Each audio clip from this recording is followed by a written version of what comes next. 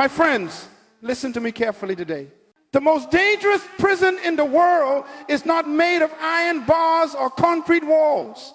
It is not guarded by soldiers or locked with chains. The most dangerous prison on earth is the one in your mind. You can be free in your body but bound in your thinking. You can walk through open fields yet still live behind invisible walls.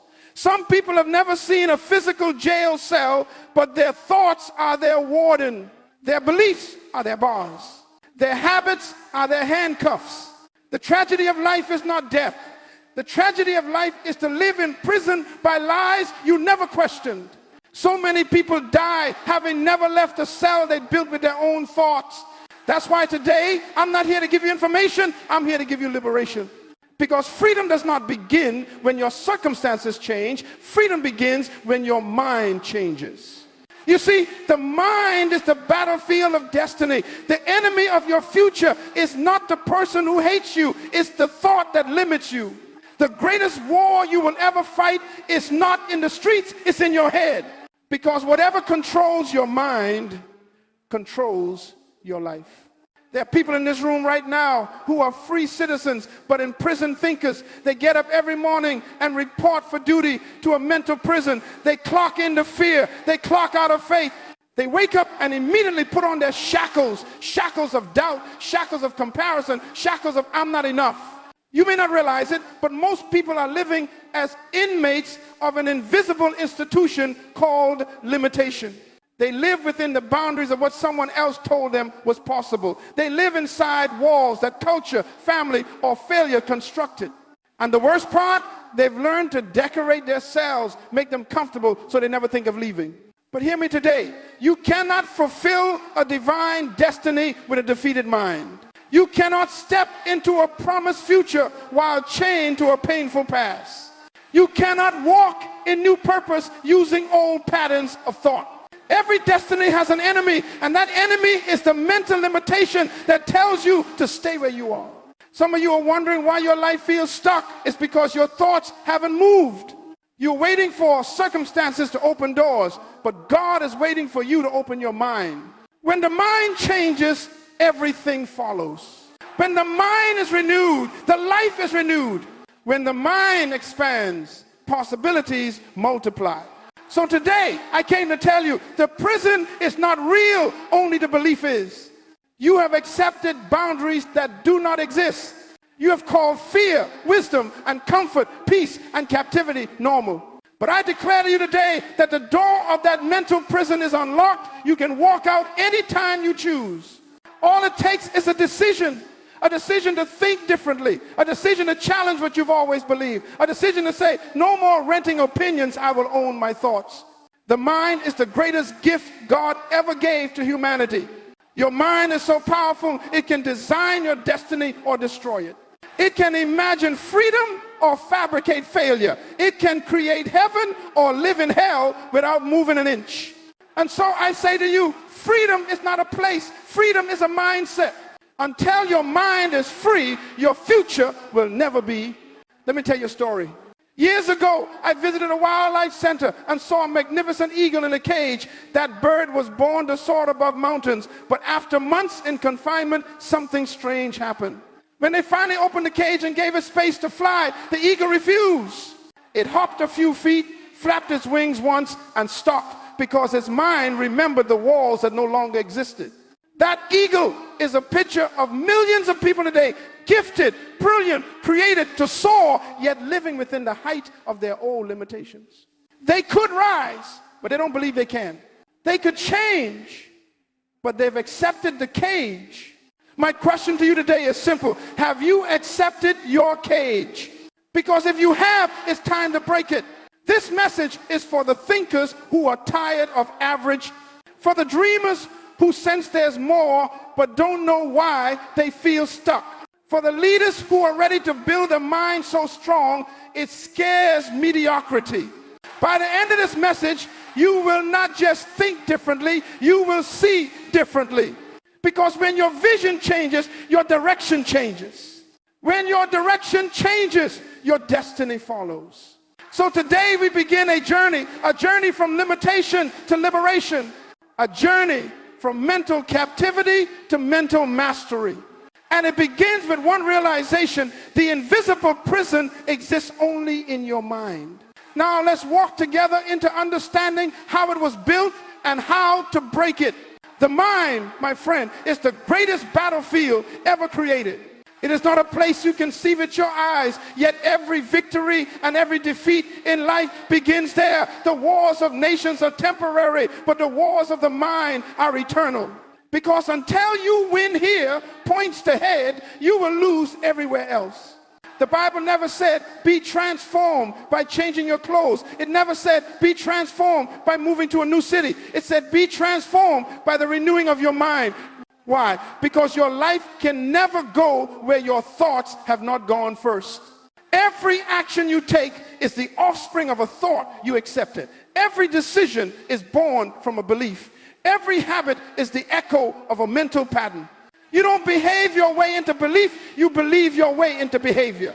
So when you change your thoughts, your actions will have no choice but to follow.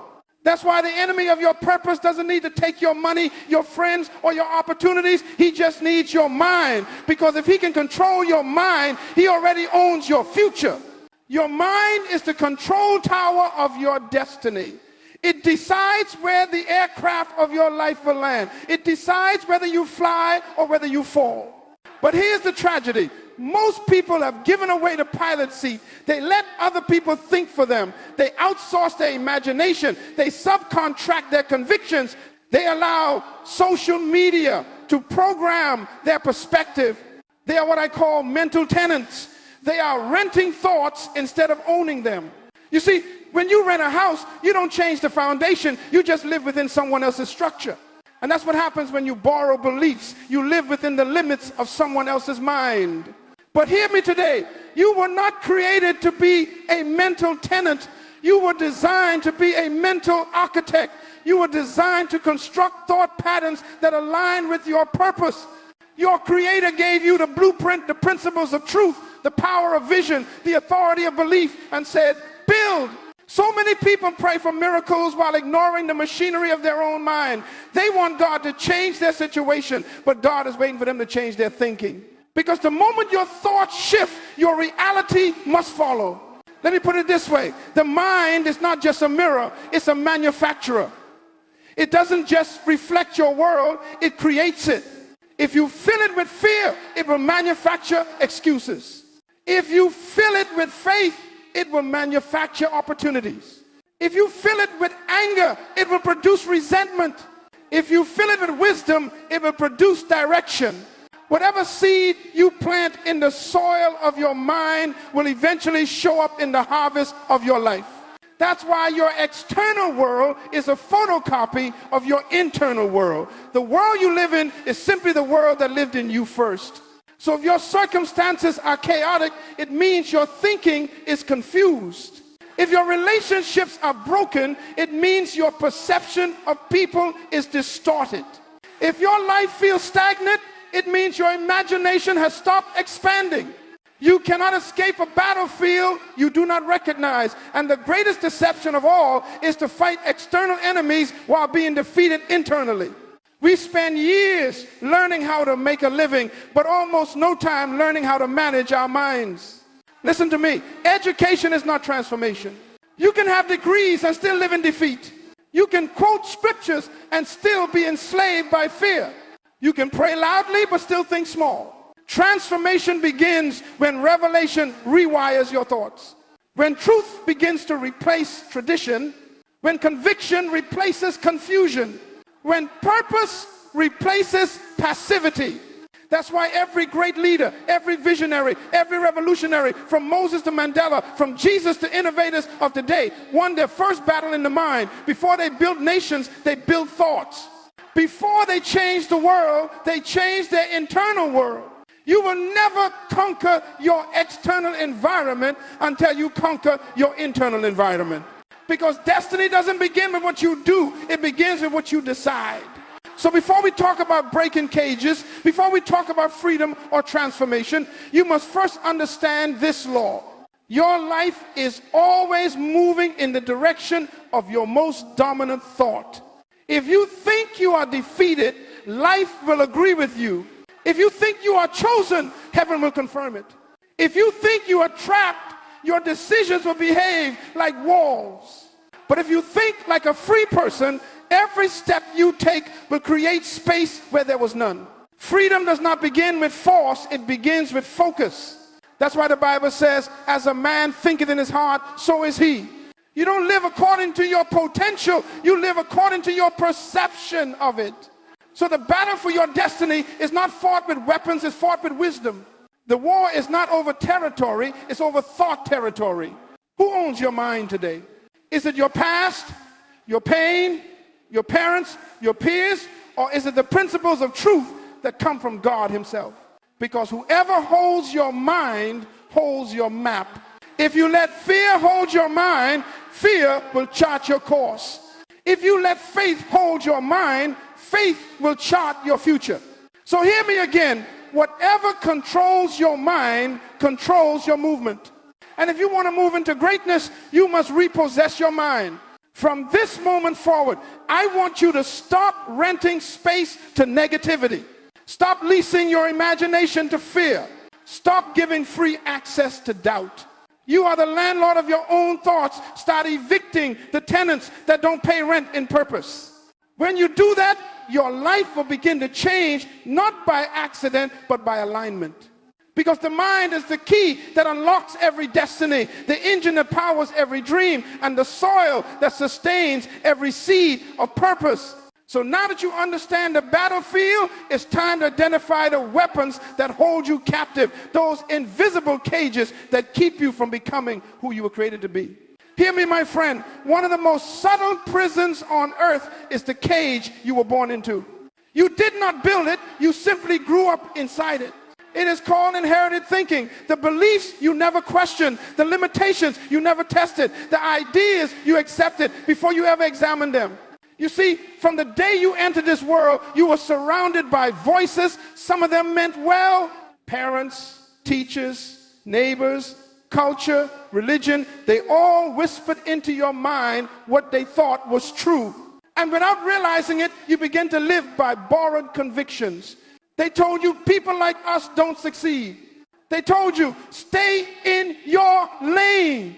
They told you dreams are for the rich, not for people from around here. And because you trusted the messenger, you never questioned the message. But hear this truth. Good intentions can still build bad cages. Love can protect you and still limit you. A person can want the best for you and still hand you beliefs that keep you small. The danger of inherited thinking is that it feels comfortable. It feels right because it is familiar. You have lived with those thoughts so long that they sound like your own voice. But familiarity is not truth. A lie you repeat long enough becomes a lifestyle. Let me tell you something. Every family, every culture, every nation passes down not only genetics but mental templates, ways of seeing the world. Some inherit wealth, others inherit worry. Some inherit discipline, others inherit defeat.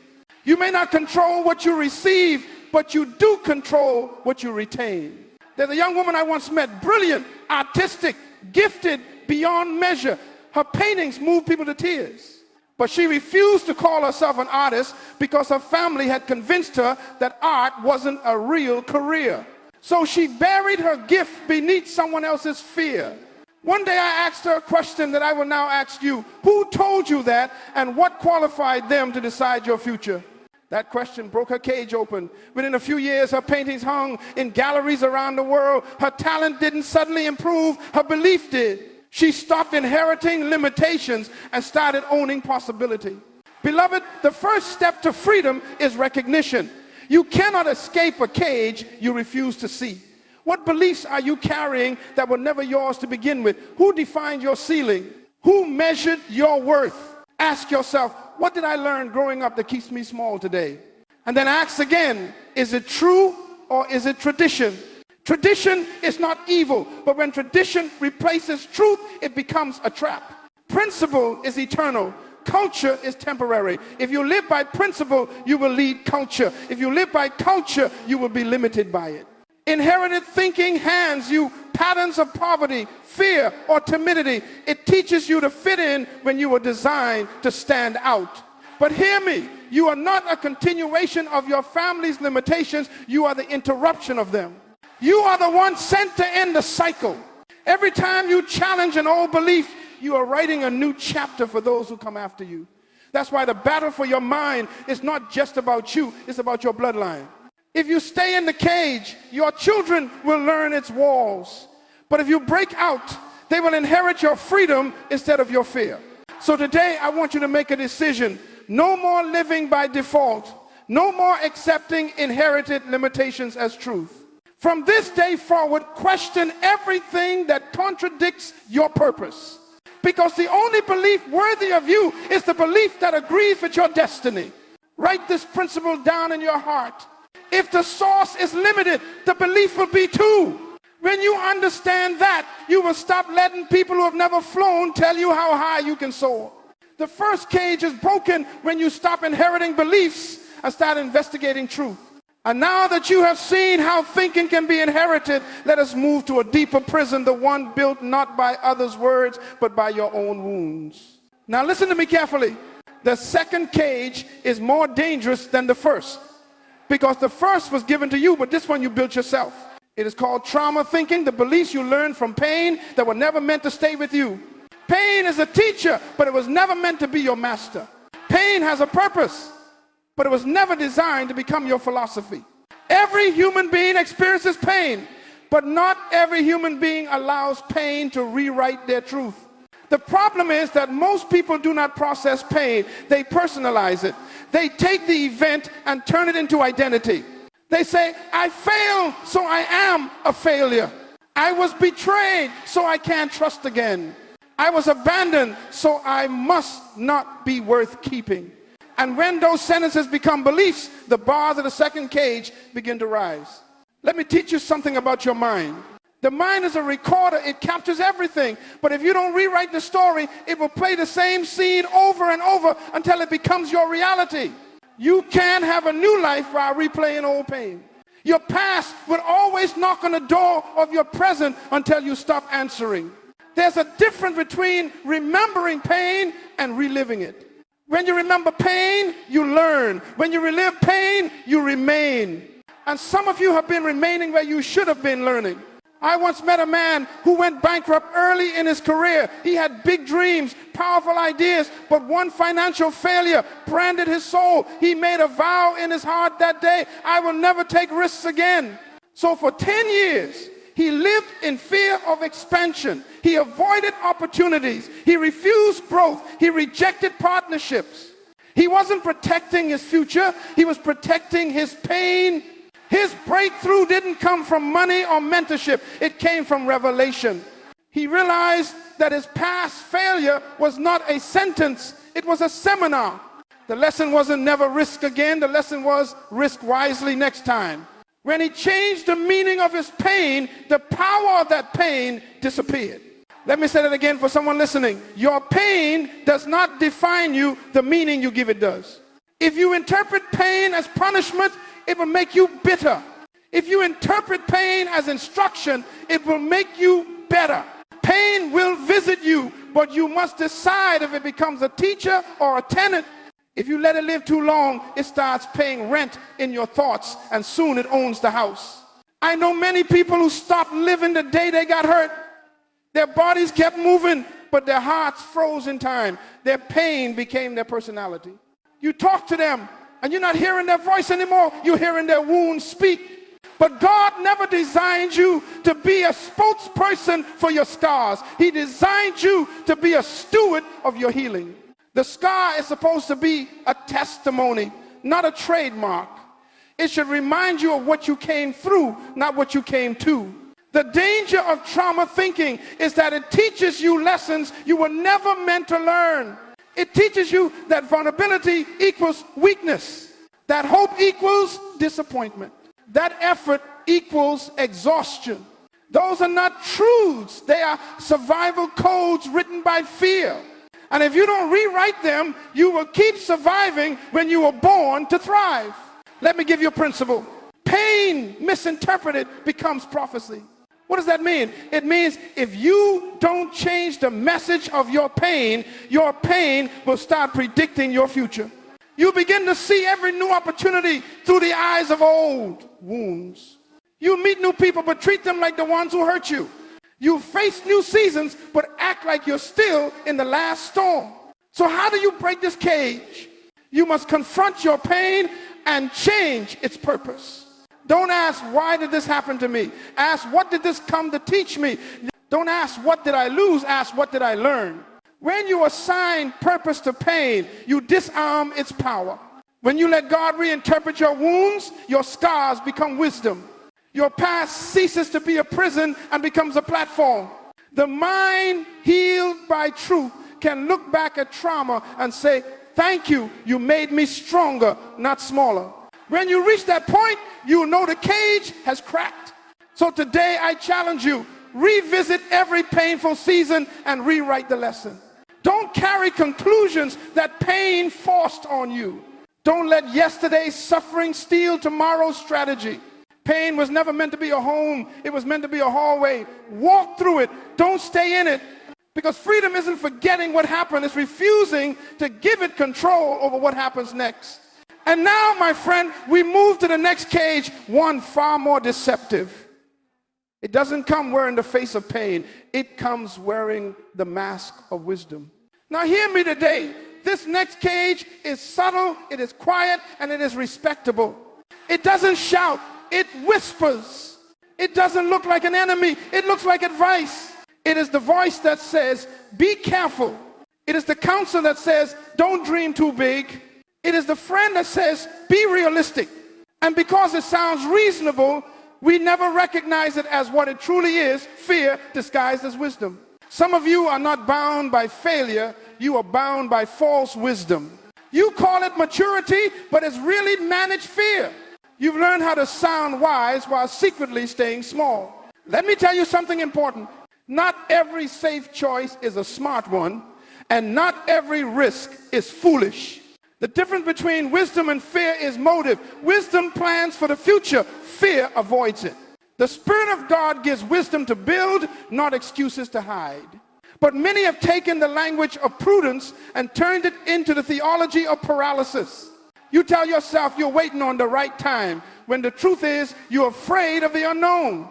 You tell yourself you're being strategic, when the truth is you're scared to step. Fear always disguises itself in logic. It says, don't start that business, the market is unstable. It says, don't pursue that vision, you don't have the qualifications. It says, don't forgive them, they'll hurt you again. And every time you listen, the walls of your cage grow thicker. The greatest enemy of faith is not failure, it is familiarity. Fear uses comfort to convince you that staying where you are is safer than becoming who you could be. But comfort zones are beautiful prisons. They make you feel secure while slowly stealing your potential. Let me share a story. Years ago, I mentored a young man who had a dream to transform his community through education. When he shared his vision with others, they told him, you're dreaming too big. Be practical. Start small. Don't try to do so much. Their words sounded wise, didn't they? Be practical. Start small. Don't overreach.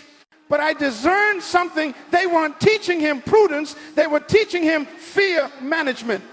He could have listened and stayed comfortable, but he decided to build his mind instead of building excuses.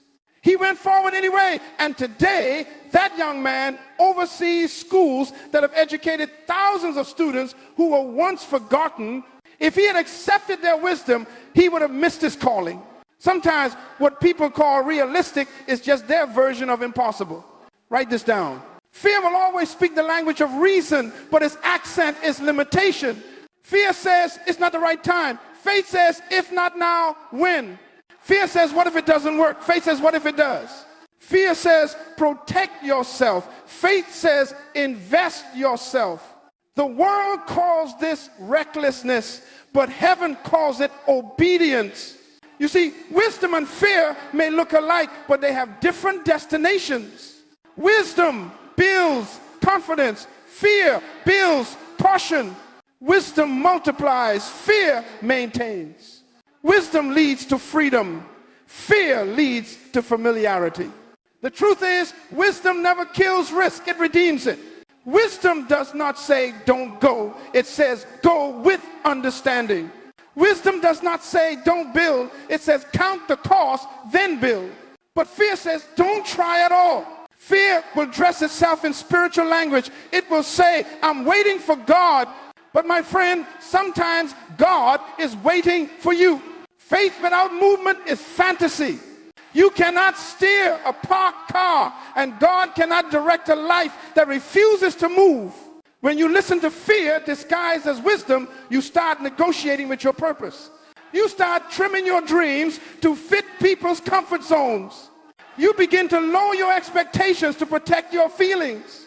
But the truth is, you will never discover new oceans if you insist on seeing the shore. Courage doesn't mean the absence of fear. It means deciding that purpose is greater than fear. Real wisdom never kills courage, it refines it.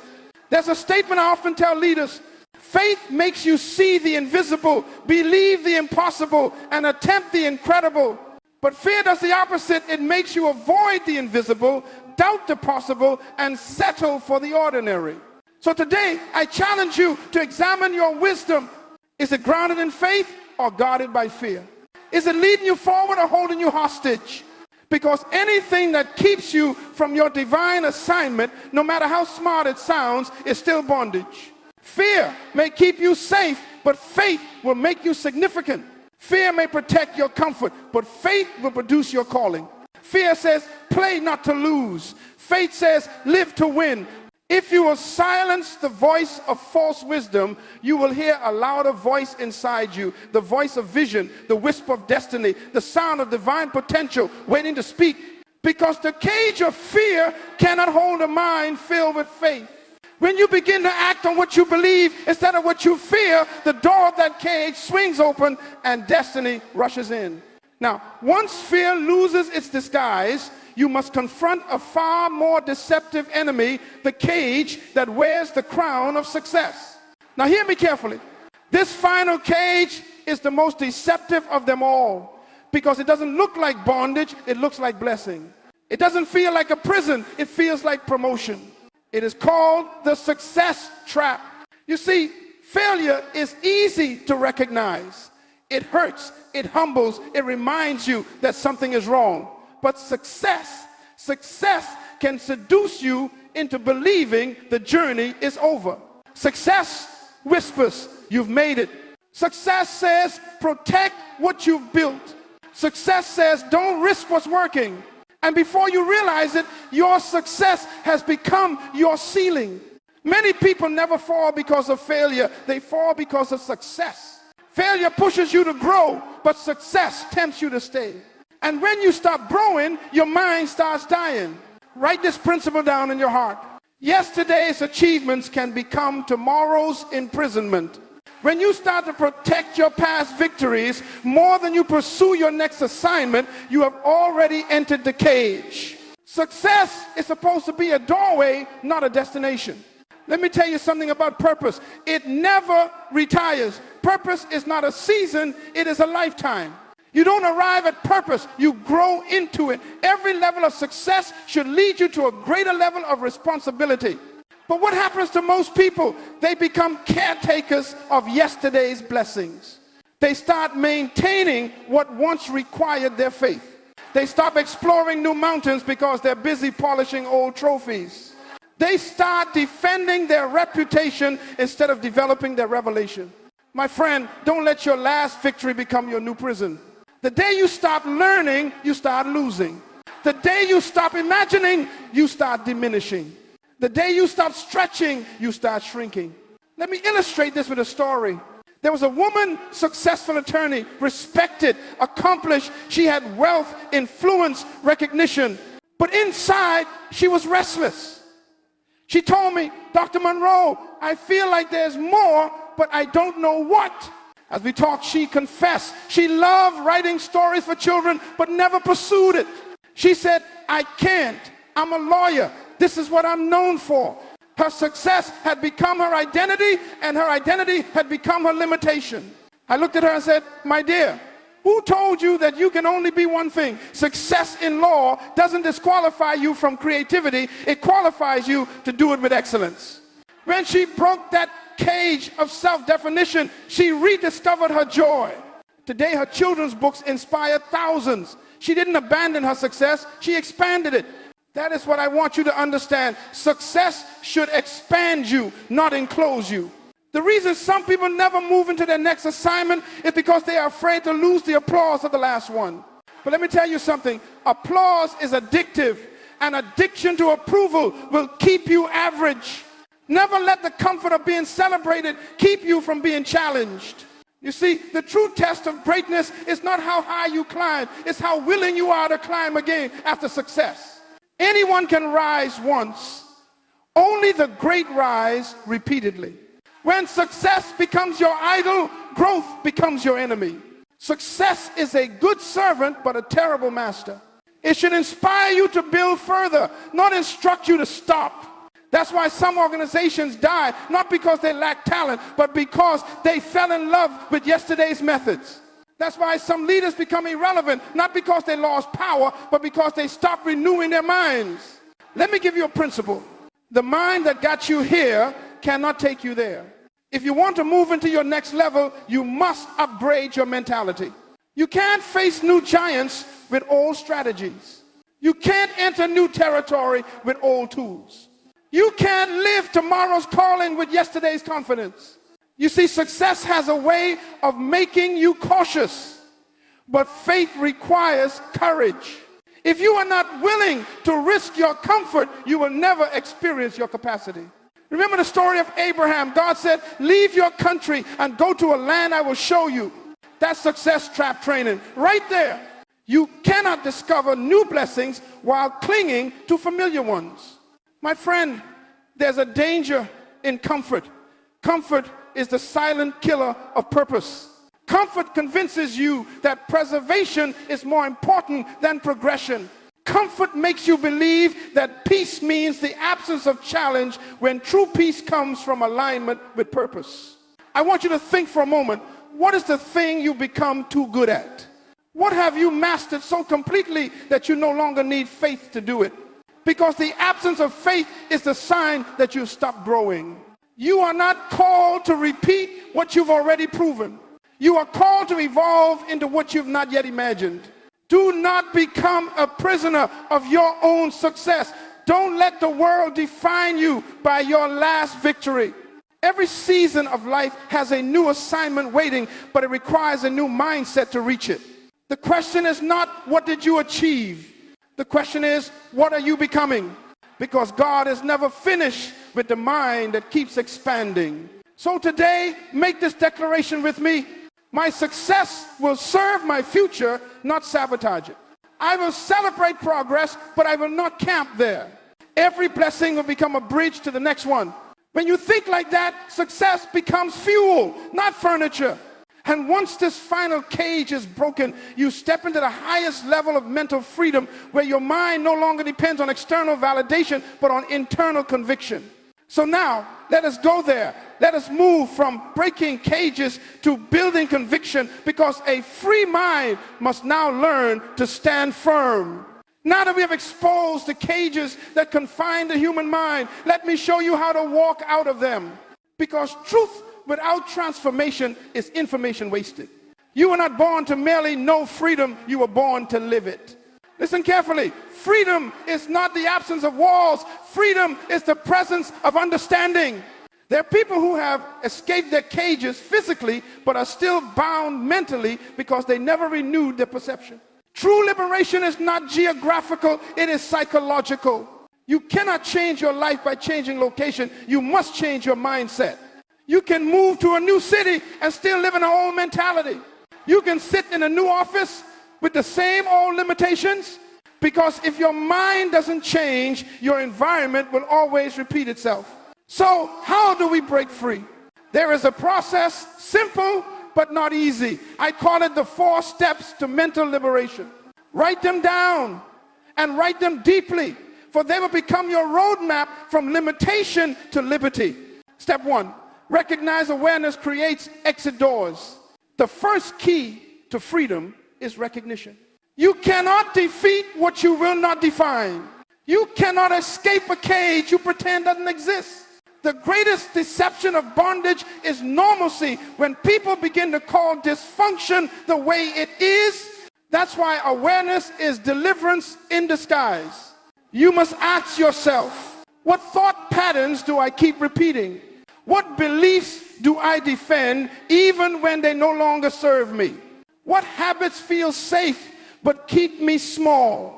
Until you become conscious of your mental limits, you will unconsciously protect them.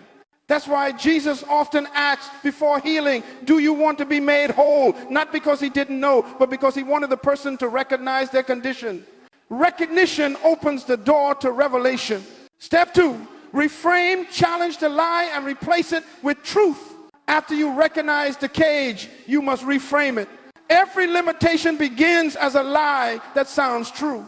To break free, you must confront that lie and replace it with principle. If you believe I'm not smart enough, reframe it. I can learn anything with discipline. If you believe no one like me succeeds, reframe it. My difference is my distinction. If you believe it's too late for me, reframe it. Purpose does not expire with age. You don't fight lies with feelings, you fight lies with truth. Because truth is not emotional, truth is eternal. This is why the scripture says, you shall know the truth, and the truth shall make you free. Freedom is not the product of escape, it is the product of enlightenment. When you expose a lie, you strip it of its authority. Step 3, replace. Build new patterns of thought. Recognition and reframing are powerful, but if you do not replace the old pattern, your mind will revert. Empty space in the mind is dangerous. Something will always fill it. That's why after you break a limiting belief, you must install a liberating one. How? Through repetition. Repetition builds conviction. Conviction builds transformation. Every morning, speak your new truth until it becomes instinct.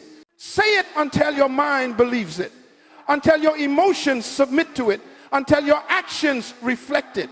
Because words are the software of the soul. If you want to change the system, rewrite the code. Say with me, I am not a victim of my thoughts. I am the author of them. I do not live by emotion, I live by intention. My mind serves my purpose, not my past. When your declarations align with your destiny, your environment will eventually align with your declarations. Step 4. Rehearse discipline turns revelation into reality. Now, the final step, rehearsal. You must practice your new mindset daily until it becomes your default. Freedom is not a one-time event, it is a daily decision. Every day, your old cage will call your name, come back, it's safe here. And every day, you must answer, no, I've outgrown that. Well, discipline is the bridge between revelation and transformation. You don't need motivation, you need momentum. When you practice a truth long enough, it becomes permanent. Set time each day to reflect, not to worry, but to rewire. Ask yourself, what did I believe today that limited me? What did I practice today that liberated me? Because meditation without action is entertainment.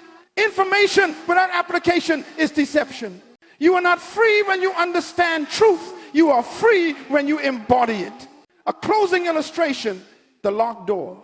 Let me tell you a simple story. A young man once dreamed he was trapped in a dark room. He pushed the walls, shouted for help, searched for a window, nothing worked. Finally, exhausted, he leaned against the door, and to his surprise, it opened. It had never been locked at all. That's how mental cages work. They keep you trapped not because they are sealed, but because you never tried to walk through. The door of your freedom was unlocked the day you discovered truth. You are not waiting on permission, you are waiting on decision. The only key you need is awareness, belief, and consistent action. So I say to you, walk out. Walk out of fear. Walk out of doubt. Walk out of old definitions. Walk out of people's opinions. Walk out of inherited limits. Walk out of self-imposed prisons. And when you walk out, walk tall, because the cage cannot hold what has outgrown it. Once your mind has tasted freedom, it can never again be satisfied with captivity. But freedom, my friend, must now become foundation, because a free mind without conviction is easily deceived. And so now let us move into the next level of mental mastery, the mind of conviction, the kind of mind that cannot be shaken once it stands upon principle. My friend, the final mark of a liberated mind is conviction. Conviction is not opinion. Conviction is not preference. Conviction is principle that has taken root so deeply it becomes part of your identity. Consensus follows crowds. Conviction follows truth. Consensus changes with popularity. Conviction stands on principle. Consensus looks around. Conviction looks within. When you live by conviction, you no longer need validation. When you live by conviction, your confidence is internal, not external. When you live by conviction, you stop asking, do they agree? And start asking, is this right? That's why people of conviction always appear strange. They stand when others sit. They speak when others are silent. They move when others wait for permission. Because conviction is louder than opinion, deeper than fear, and stronger than circumstance. You cannot build a great life on agreement. You can only build it on conviction. The winds of culture will blow. Public opinion will rise and fall. Friends will come and go. But conviction anchors you when everything else shifts. Conviction is the internal government of a free mind. A man or woman without conviction will always become a slave to consensus. They will always bend to pressure, compromise in crisis, and conform to comfort. You see, conviction is not stubbornness. Stubbornness refuses to change despite evidence. Conviction remains steadfast because of evidence. It stands not out of pride, but out of principle. Let me give you a story. I once met a young woman who started a small school under a tree in a village. She had no building, no staff, no financial support, only conviction. When people mocked her, she said, if I stop, who will teach the children? Years later, that small school became one of the largest educational networks in her nation. Her conviction attracted resources. Her conviction inspired others. Her conviction overcame obstacles that talent alone could not. Conviction will make you unstoppable where resources fail. People will follow a person with conviction long before they follow a person with credentials. Because conviction has weight. You can feel it when someone speaks from principle, not preference. Conviction is born from clarity. You cannot be sure of what you have not defined. Clarity produces confidence. Confidence produces conviction. So I ask you, what do you believe about yourself? What values will you never compromise? What truth are you willing to suffer for? When you can answer those questions, your life becomes focused. You stop chasing opportunities and start attracting alignment. Because conviction magnetizes destiny. It pulls the right people and pushes away the wrong ones. Many people fail not because they lack opportunity, but because they lack certainty. They don't know what they stand for, so they fall for whatever works. The second element of conviction is personalization. It's not enough to know what's true. You must make it true for you. You can quote wisdom, you don't live. You can preach truth, you don't practice. You can admire principles you've never applied. Conviction begins when truth moves from your head to your heart. I knew a man who could teach ethics better than anyone, yet he fell in the simplest moral test. Why? Because integrity was his opinion, not his conviction. You must own what you know. Only personalized truth has power. The third element of conviction is cost. Every genuine conviction will cost you something. It might cost you popularity when you stand against the crowd. It might cost you comfort when you choose purpose over pleasure. It might cost you relationships when others don't share your vision. But remember this, conviction without cost is just convenience. If your truth has never been tested, it has never been trusted. Only what you're willing to suffer for reveals what you truly believe. I once worked with a leader who turned down millions of dollars because the deal compromised his values. People asked him, how could you walk away from that? He smiled and said, because I've invested too much in who I am to sell it so cheaply. That, my friend, is conviction. When you live by conviction, peace replaces fear. You no longer worry about outcomes because principle decides for you. Conviction simplifies life. You no longer need to deliberate over every decision. You just ask, does it align with what I believe? A mind with conviction doesn't seek permission to stand firm. It doesn't need constant applause to maintain its purpose. It doesn't retreat when criticized, and it doesn't crumble when alone. This is the kind of mind that transforms nations. This is the kind of mind that scares mediocrity. This is the kind of mind that heaven can trust with influence. So decide today, I will live by conviction, not by consensus. I will be guided by principles, not by popularity. I will measure success, not by applause, but by alignment with purpose. Because in the end, it is conviction, not comfort, that crowns a life with meaning. And now, having built a mind of conviction, let us take the final step to understand what it means to reconstruct the liberated mind into one that governs itself by principle and creates legacies that endure. Now that you've broken free from the cages of limitation, fear, and conformity, what comes next? Freedom, my friend, is not the end, it's the beginning. Because once the walls fall, you must now learn how to build. You see, freedom without structure is chaos. And a liberated mind without leadership becomes a loose cannon full of power but lacking direction.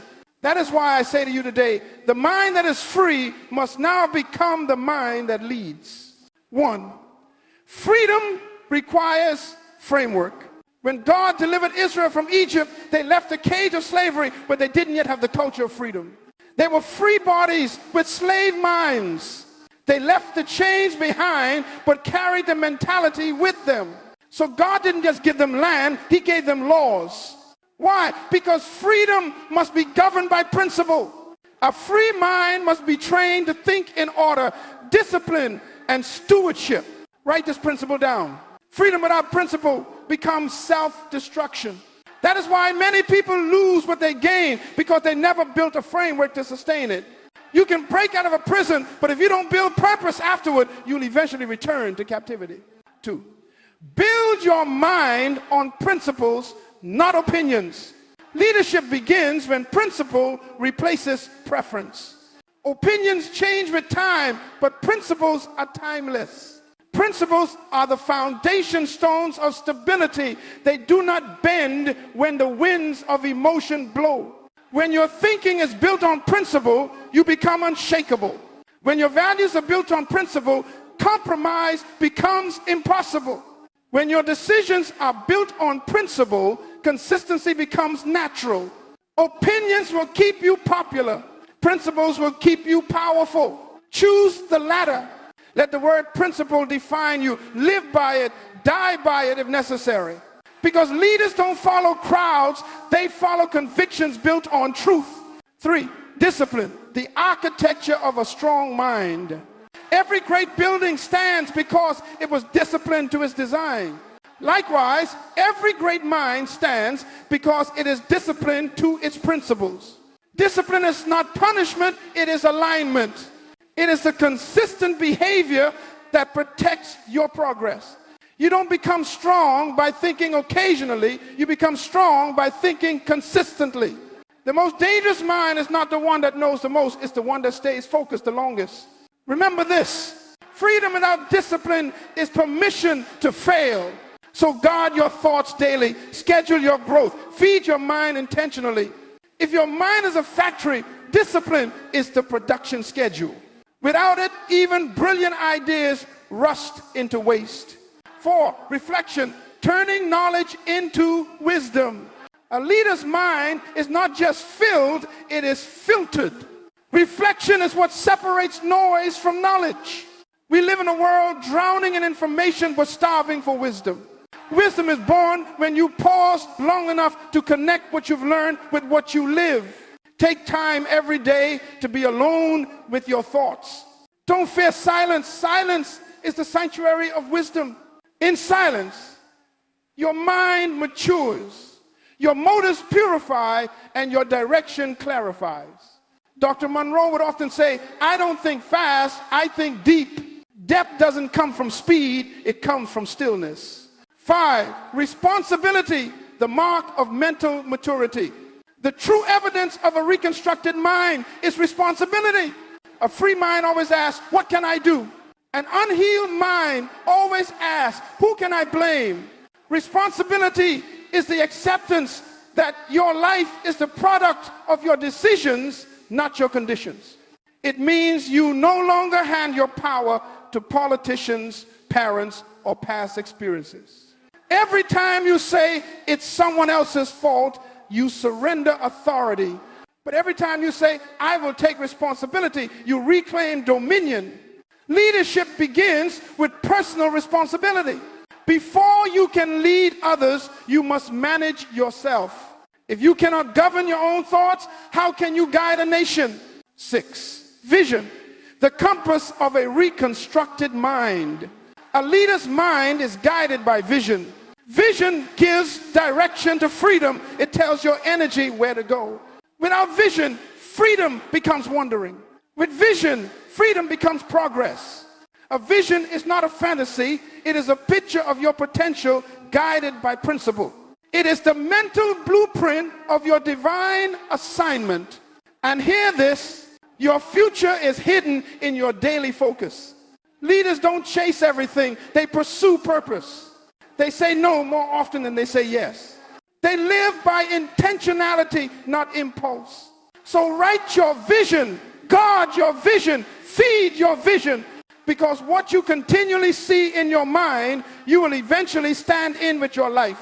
To 7, legacy, turning mental freedom into generational impact. Finally, every reconstructed mind must think generationally. You are not just living for yourself, you are building a pattern for those who come after you. The greatest proof that your mind is renewed is when your thinking outlives you. When your principles become your family's culture. When your convictions become your community's values. When your wisdom becomes your world's inheritance. Legacy is not leaving people money, it's leaving them mentality. Because money without mentality will return them to poverty. But principle will produce progress that no economy can erase. Teach your children not only what to think, but how to think. Give them not your success, but your systems. Give them not your trophies, but your truth. When you build minds, you build nations. When you build principles, you build civilizations. When you build legacies of thought, you build eternity into time. 8, the final call, from freedom to leadership. So today I charge you, don't just be a product of freedom, be a producer of it. Let your thinking become a model for others to follow. Live as evidence that a renewed mind can rebuild a broken world. Every great change in history began when one person decided to think differently. Let that person be you. From this day forward, stop living by reaction and start living by revelation. Stop living by emotions and start living by principles. Stop living by permission and start living by conviction. You have the power to reconstruct your mind into the mind of a leader. A mind that governs itself by truth. A mind that inspires others by example. A mind that refuses to be conformed but chooses to be transformed. So I declare over you today, your mind is free. Your thoughts are ordered. Your vision is clear. Your purpose is unstoppable. Now, go build the life, the legacy, and the leadership your renewed mind was designed for. Because the cage is gone, the door is open, and destiny is waiting.